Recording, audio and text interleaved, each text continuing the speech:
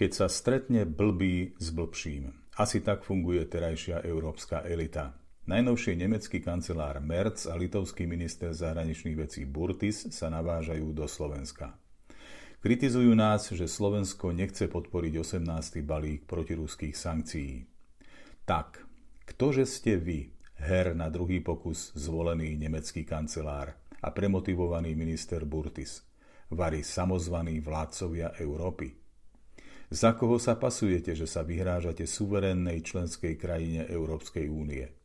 Upierate Slovensku právo brániť svoje národnoštátne záujmy v súvislosti s nezmyselným tlakom na úplné zastavenie dodávok plynu z Ruska. Kancelár Merz, chápem, že zbierate politické body, aby ste si upevnili zatiaľ veľmi chabú pozíciu medzi európskou elitou.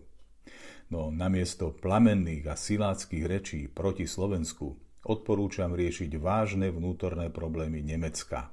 Prepad ekonomiky, nespokojnosť občanov, migráciu, spoločenský úpadok, je tam toho viac než dosť. Máte čo robiť doma, tak láskavo zametajte pred vlastným prahom. Čo sa týka sankcií, každý príčetný človek vidí, že nemajú deklarovaný účinok. Konflikt na Ukrajine si musia vyriešiť bojujúce strany. Tanky, náboje a rakety mier nenosia. Zabíjanie možno zastaviť iba pri rokovacom stole. A na záver veľmi dôležitá vec, pán kancelár.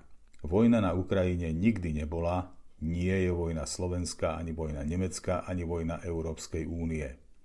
Je to vojna, ktorú vedie Rusko a Ukrajina za peniaze sveta. A vôbec nie efektívne z pohľadu Ukrajiny. Treba ju ukončiť.